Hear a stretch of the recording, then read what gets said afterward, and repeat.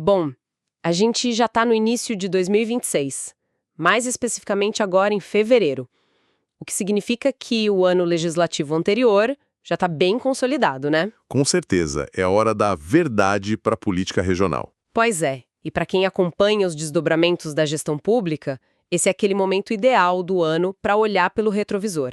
Olhar para o balanço de 2025 é possivelmente a melhor maneira de medir a eficácia real daquelas promessas de campanha. Sem dúvida. Fica muito mais fácil separar o que é discurso do que é prática. Exato. E a nossa missão nessa análise aprofundada de hoje é examinar uma fonte bem específica. A gente tem aqui uma revista de prestação de contas que foi publicada em dezembro de 2025. Finalzinho do ano. Isso. Ela detalha o segundo ano de mandato do deputado estadual Pedro Caravina, lá em Mato Grosso do Sul. O objetivo aqui é entender a narrativa e os dados que estão nesse material, sabe? Queremos investigar como a trajetória documentada de alguém que começou na segurança pública se traduziria num mandato voltado para o que o jargão político chama de municipalismo. Certo, vamos desempacotar isso, então? Olha, essa é a abordagem correta para esse tipo de material, sabe? Sim. Geralmente o debate político diário fica muito restrito ao campo das ideias abstratas. Fica nas disputas ideológicas, nas intenções futuras. Fica só na promessa, né? Exatamente. Mas quando a gente pega um documento de prestação de contas como esse, nós temos a oportunidade de analisar a política sobre a ótica da execução. Da entrega mesmo. Isso. Trazemos a discussão para o campo dos números, da alocação direta de recursos financeiros e das leis efetivamente sancionadas. É a materialização da estratégia política. Isso faz todo sentido. E para entender a estratégia que a revista apresenta, a gente precisa olhar para o histórico do parlamentar. Os dados biográficos levantados nas fontes mostram uma trajetória profissional e política que tenta explicar a forma como o mandato opera hoje. Lendo o relatório eu vi muita menção ao passado dele antes da Assembleia Legislativa. A jornada política que está documentada lá não começa na capital do estado. Não, começa bem longe dali. Começa no interior, na cidade de Bataguaçu, e o detalhe é que não começa num cargo político, mas na função de delegado de polícia. Uma transição interessante. Muito. O documento relata que essa mudança de carreira da polícia para a política teve uma motivação muito específica. Como é que isso está estruturado na fonte?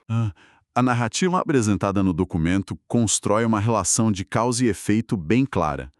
Como delegado lá no interior, a alegação é que ele lidava diariamente com o resultado final da ociosidade dos jovens da região. Entendi. Eram jovens sem perspectivas que, muitas vezes dependentes de benefícios sociais do governo, acabavam sendo tragados para a criminalidade. Aquela velha história da falta de oportunidade, né? Exato.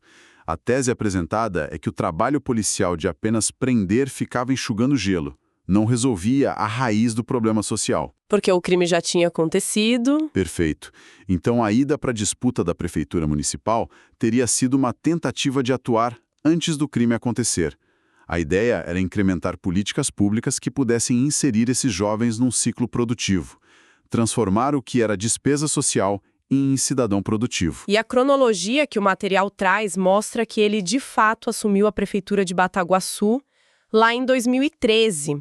E parece que deu resultado, porque ele foi reeleito e concluiu os 2 mandatos até 2020. Foram 8 anos de gestão contínua. Isso. E a revista destaca um número bem expressivo sobre isso. Eles afirmam que ele deixou o cargo de prefeito com incríveis 98% de aprovação da população. É um número que chama muita atenção. Demais. E o texto atribui isso justamente a essas entregas na área social que você comentou, mas a linha do tempo não vai direto da prefeitura para a Assembleia, certo? Correto. Há um caminho pelo poder executivo estadual antes de chegar no legislativo. Como foi isso? Após sair da prefeitura com essa alta aprovação, ele atua como secretário adjunto da Secretaria de Infraestrutura do Estado. Já ganhando uma visão mais macro do Estado. Isso mesmo. Daí ele se candidata a deputado estadual na última eleição e se elege. Foi um dos mais bem votados com 31.952 votos. Um capital político forte. Muito forte. Só que o detalhe é que, já eleito, ele não assume a cadeira de imediato. Não? Não, ele passa o primeiro ano atuando como secretário de governo para contribuir com o parceiro político dele, o governador Eduardo Riedel. Entendi. Ele foi ajudar a estruturar o início da gestão estadual? Exatamente. Apenas após esse um ano na Secretaria de Governo é que ele assume de vez o mandato legislativo. A leitura que fazemos disso é que essa vivência prévia toda forma a lente pragmática do mandato atual. Gerenciando a máquina municipal por 8 anos e depois operando dentro do executivo estadual. É essa lente que justifica as ações descritas no relatório. É como se a bagagem do executivo ditasse o ritmo no legislativo, o que nos leva ao primeiro grande bloco temático dessa prestação de contas, que é a área de segurança pública. Que é a origem dele. Pois é. Pelo que a fonte apresenta, a agenda policial não foi abandonada. O material traz uma série de cobranças formais feitas ao governo estadual. E cobranças bem específicas. Sim, por exemplo, tem uma menção a um déficit de quase 40% no efetivo de investigadores e escrivães da polícia. Como alguém que esteve dos dois lados do balcão, tanto na delegacia quanto no governo, articula esse tipo de demanda na Assembleia. O que é fascinante aqui é como a fonte ilustra a transição da lógica da delegacia para a lógica da política estadual. Desenvolve mais isso. Qualquer pessoa que estuda segurança pública no Brasil sabe que a falta de pessoal é um gargalo histórico gigante. É sempre o maior problema apontado. Sim. Quando o relatório aponta que o deputado cobrou a realização e o andamento de concursos públicos para investigadores, escrivães e delegados, isso reflete o entendimento de que a engrenagem estatal precisa de gente. Precisa de oxigênio humano para rodar.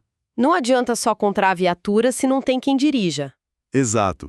Mas o documento vai além dessa cobrança por efetivo. Ele destaca bastante o aspecto da reestruturação das carreiras. Eu vi menções ao pagamento de indenizações por plantões e horas extras aos policiais civis. Que é uma pauta super antiga da categoria. Tem um ponto bem técnico nessa parte que eu acho que vale a pena a gente traduzir para quem está acompanhando a gente. Vamos lá. A revista afirma que o deputado foi um dos autores da lei que garantiu a integralidade e a paridade da Polícia Civil e, além disso, fala sobre a unificação das carreiras dos peritos, transformando peritos papiloscopistas em peritos oficiais. É uma mudança grande. Para quem não é servidor público, o que significa na prática essa questão de integralidade e paridade? E por que isso é usado como vitrine no relatório? Essa é uma excelente pergunta, porque esses termos costumam passar batidos por quem não vive o dia a dia do serviço público, né? Totalmente. Basicamente, integralidade é o direito de o servidor se aposentar recebendo o valor integral do seu último salário da ativa, sem sofrer aquelas reduções drásticas. Ah, entendi. E a paridade é o direito de que sempre que os policiais da ativa receberem um aumento ou um reajuste, os aposentados também recebam na mesma proporção. Mantém o poder de compra de quem já se aposentou. Exatamente. Garantir isso em lei é dar uma segurança jurídica gigantesca para a categoria. Tira aquela incerteza do futuro, sabe? E a questão dos peritos? Quanto aos peritos papiloscopistas, que são aqueles profissionais especialistas em identificação humana através de impressões digitais, eles são essenciais na resolução de crimes. A galera do CSI brasileiro. Isso, o pessoal da ciência forense. A unificação deles para perito oficial eleva o status da carreira e melhora muito a estrutura da polícia científica. A revista usa isso como vitrine para demonstrar que a atuação na segurança não se limita a pedir mais armamento. Foca na valorização da engrenagem burocrática e previdenciária que sustenta o policial de fato. O foco é organizar a casa. Ou seja, o argumento é mostrar gestão, não apenas aquele discurso padrão de linha dura contra o crime. E essa lógica de alocação estrutural nos leva a uma outra seção do documento. Que é a parte financeira. Isso. Aqui é onde a coisa fica realmente interessante. O relatório dá um peso imenso a um número específico. São 34 milhões e meio de reais. É um valor muito expressivo para um mandato estadual. Demais. 34 milhões e meio destinados em investimentos e emendas parlamentares ao longo de 2 anos. O texto usa o termo mandato municipalista repetidas vezes. Antes da gente falar dos exemplos práticos, me explica a mecânica disso. O que exatamente é uma emenda parlamentar no contexto de um deputado estadual? É crucial a gente entender esse mecanismo para compreender a política regional. O orçamento do Estado é elaborado pelo Poder Executivo, ou seja, pelo governador. Certo. No entanto, a lei garante que uma pequena fração desse orçamento total seja dividida entre os deputados estaduais. Essa fatia é o que chamamos de emenda parlamentar. Então é um dinheiro do Estado, mas com a digital do deputado. Perfeito. É dinheiro do Tesouro Estadual, mas é o deputado quem tem a prerrogativa legal de apontar para onde esse recurso vai. Ele pode carimbar dizendo, tipo, esse milhão vai para reformar o hospital da cidade X ou esses 500 mil vão para recapear a avenida principal da cidade Y. E por que a estratégia apontada no documento foca tanto em pulverizar isso nos municípios? Esse tal de municipalismo, qual é a lógica política por trás disso? A lógica pura e simples é de construção de base e capital político territorial. Como assim? Pensa bem, um deputado estadual, diferentemente de um vereador que se elege numa única cidade, ele precisa de votos em várias regiões do estado para conseguir se eleger. E Mato Grosso do Sul é gigante, né? Exatamente, são 79 municípios. O deputado precisa de aliados locais fortes, geralmente os prefeitos e vereadores, para serem os representantes dele e pedirem votos naquelas cidades. É uma rede de apoio. Sim. E, em contrapartida, os prefeitos lidam com orçamentos municipais muitas vezes apertadíssimos. Eles precisam desesperadamente de recursos do Estado para fechar as contas de áreas essenciais como saúde e infraestrutura. Então rola uma troca de apoio por investimento. Quando o deputado direciona as emendas dele para a base desses prefeitos parceiros, ele resolve o problema financeiro urgente do município. E, ao mesmo tempo, ele fortalece a aliança política local dele. É uma via de mão dupla. E isso é o municipalismo na prática. A revista ilustra isso de forma muito visual, inclusive. São páginas e mais páginas de fotos do deputado apertando a mão de prefeitos, de vereadores, secretários por todo o estado. É a comprovação visual da entrega. O documento afirma que esses recursos beneficiaram 60 municípios e 40 entidades diferentes. A lista de destinações é bem variada. Tem de tudo, né? E Aparecida do Taboado menciona a aquisição de um equipamento de ultrassonografia novinho para a Unidade Básica de Saúde da Nova Porto 15, lá em Bataguaçu. O que mostra a manutenção do vínculo fortíssimo com a cidade de origem dele. Exato.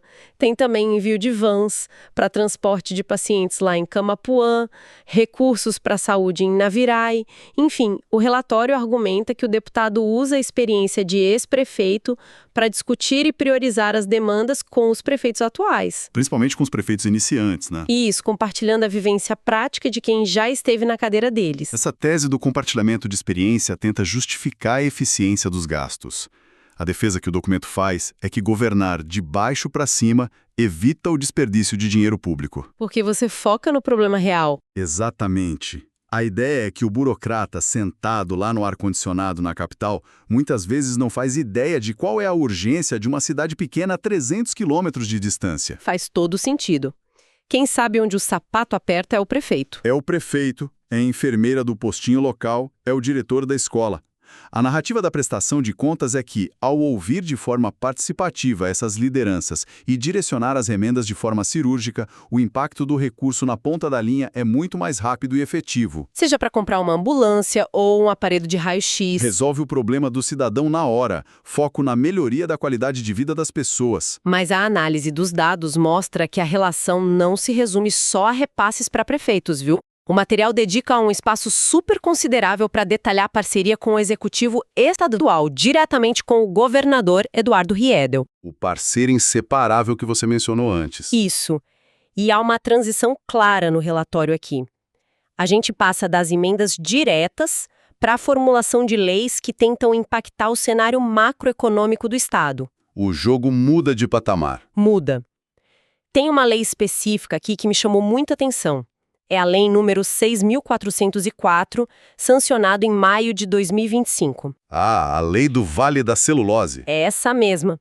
Ela cria oficialmente o chamado Vale da Celulose, integrando 12 municípios lá da região leste do estado, como Três Lagoas, Bataguaçu e Ribas do Rio Pardo. Olhando assim rapidamente, parece apenas dar um nome bonito para uma região. Por que uma lei como essa é tratada como algo tão relevante no documento? E se a gente conectar isso ao panorama geral da economia global, o peso dessa lei fica muito mais claro de entender. Como assim? Mato Grosso do Sul vem passando por uma transformação industrial pesada já tem algumas décadas. O estado está saindo de um perfil puramente agropecuário e se tornando um gigante mundial na produção florestal e de celulose. É muito investimento pesado chegando. Bilhões de dólares. Então, quando o Legislativo cria oficialmente o Vale da Celulose, integrando essas dezenas de municípios numa região única, ele está fazendo o que a economia chama de zoneamento econômico estratégico. Então funciona quase como uma marca registrada para atração de investimentos internacionais. Exatamente isso. Funciona como uma grande vitrine para o mundo. Quando uma gigantesca indústria papeleira da Ásia ou da Europa olha para o mapa do Brasil buscando onde colocar a próxima fábrica, ter uma região legalmente demarcada facilita demais. Porque a cadeia produtiva já está mapeada ali. Sim, facilita a atração de empresas âncoras e também de todos os fornecedores satélites que vêm junto. Além disso, ajuda a coordenar os esforços de infraestrutura do próprio governo do estado. Claro, não adianta ter a fábrica e não ter como escoar a produção. Perfeito. Se você tem um polo industrial oficial, você precisa direcionar para lá rodovias melhores para aguentar o peso dos caminhões, uma rede de energia muito mais robusta e escolas técnicas para qualificar a mão de obra local. A criação da lei tenta dar segurança jurídica e identidade a esse planejamento de longo prazo, segundo o documento. É estruturação do crescimento econômico. E já que você tocou nessa questão da infraestrutura de logística para suportar o desenvolvimento, o relatório faz questão de destacar duas iniciativas focadas especificamente em rodovias. Esse é um tema sensível para o estado. Muito.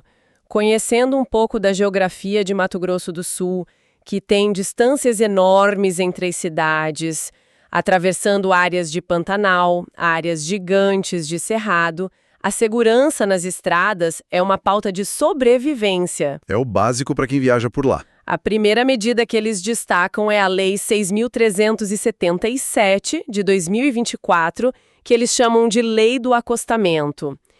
Pela descrição no texto, ela torna obrigatório que todas as novas obras de pavimentação do Estado já incluam a construção de acostamentos. Parece básico, né? Pois é, pode parecer algo muito básico para quem mora em grandes centros urbanos, mas nas estradas estaduais mais antigas, a realidade é bem diferente. É completamente diferente. Grande parte das rodovias estaduais no Brasil inteiro foi construída em épocas onde o tráfego era imensamente menor e os veículos também eram menores e mais lentos. A estrada não acompanhou a evolução. Não acompanhou. Muitas rodovias não têm acostamento nenhum. O asfalto simplesmente acaba numa linha reta e já começa o desnível de terra, ou um barranco, ou um mato. É perigosíssimo. Demais. Imagina numa rodovia de pista simples com tráfego pesado de carretas gigantes de celulose ou de soja. A ausência de um acostamento significa que se o motorista tiver um pneu furado ou uma pane seca, ele é obrigado a parar o carro na própria pista de rolamento. A probabilidade de um acidente fatal ali multiplica por 100. Multiplica muito. A defesa que o relatório faz dessa lei é que ela tenta estancar o problema daqui para frente. Ela exige que o projeto de engenharia de qualquer nova construção já contemple essa área de escape por padrão. Muda o critério de segurança nas obras viárias de todo o estado. Tem uma outra iniciativa mencionada na parte de rodovias que, confesso, é algo em que a gente pouco pensa até precisar desesperadamente. Qual é? O documento relata a garantia de instalação de 5 pontos de internet Wi-Fi gratuito ao longo da rodovia MS-040. A conectividade viária. Sim, essa estrada tem quase 250 quilômetros de extensão, cruzando áreas rurais para ligar Campo Grande à região leste. É fácil imaginar o desespero de ter uma emergência médica, um acidente ou até mesmo um carro quebrado no meio do nada numa rodovia onde o sinal de celular simplesmente não existe. É desesperador. E esse é um ótimo exemplo da aplicação de tecnologia básica para solucionar problemas de infraestrutura antigos. Os chamados apagões de sinal são rotina em áreas de baixa densidade populacional no interior do Brasil. E como o documento enquadra isso? Ele defende que garantir pontos de conexão nesses trechos desassistidos não é apenas uma questão de conforto para o passageiro acessar rede social ou mandar mensagem. É literalmente uma ferramenta de resgate. Salva vidas. Permitir que uma pessoa consiga acionar o corpo de bombeiros, o SAMU ou a polícia rodoviária imediatamente numa área remota é a diferença entre a vida e a morte. A prestação de contas sinaliza que a ideia do mandato é expandir esse modelo, tratando a conectividade não como luxo, mas como parte da política pública de segurança e logística. É um uso muito inteligente dos recursos. E explorando o restante do material, eu me deparei com um investimento que foge bastante do escopo tradicional de obras de asfalto e pautas policiais. Tem de tudo nessa prestação de contas, pelo visto. Tem mesmo. Tem uma seção inteira, com muitas imagens, dedicada ao que eles chamam de Caravana da Castração. O documento afirma com todas as letras ser a maior ação pública de castração gratuita de animais da história de Mato Grosso do Sul. É um projeto ambicioso. Eles citam o uso de 5 milhões de reais em emendas parlamentares, que inclui aí uma parceria com a senadora Soraya Tronic para levar esse projeto itinerante a algo entre 43 e 45 municípios do estado. Como a gente contextualiza um gasto estadual desse porte focado em saúde animal? Para entender o peso disso, é preciso tirar a análise do foco exclusivo do bem-estar animal e observar o impacto sistêmico que isso causa na saúde pública geral dos municípios. Principalmente as pequenas, que têm caixas muito restritos. Falta dinheiro para o básico humano, imagina para o animal. Exato. Quando há uma superpopulação de animais soltos nas ruas, você observa um aumento direto e imediato em 2 fatores. O primeiro são os acidentes de trânsito em vias urbanas. O segundo, e o mais grave, é a proliferação das zoonoses. As doenças transmitidas para nós. Isso, doenças que passam dos animais para os seres humanos, como a raiva e a leishmaniose, que é fortíssima na região centro-oeste. Então, no fim das contas, é uma medida preventiva para desafogar o próprio sistema de saúde humano? Exatamente essa é a justificativa técnica que está por trás do projeto. O argumento é que atuar de forma preventiva com castrações em massa reduz significativamente a sobrecarga nos postos de saúde locais e nos agentes de vigilância sanitária. Porque a prefeitura pequena sozinha não consegue bancar. Ela não consegue custear mutirões assim com a frequência necessária. Quando o mandato estadual absorve esse custo via emenda e estrutura uma caravana itinerante que vai até as cidades, ele resolve o problema direto na base. Muito interessante essa visão. E mudando um pouco de setor, o material também faz questão de registrar logo em seguida a presença constante do parlamentar em eventos festivos e culturais do interior do estado. Festas de peão e afins. Exato. Tem fotos do Bata Rodeio lá em Bataguaçu, festivais em Camapuã, as famosas festas do peão em Cacilândia, exposições agropecuárias enormes como a Expomara.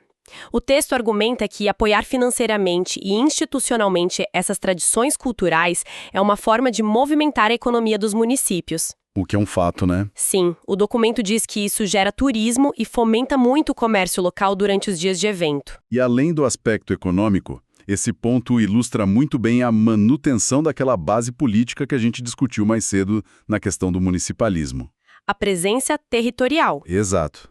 Estar presente nesses grandes eventos e viabilizar recursos do Estado para que eles aconteçam é uma estratégia política clássica e muito eficiente.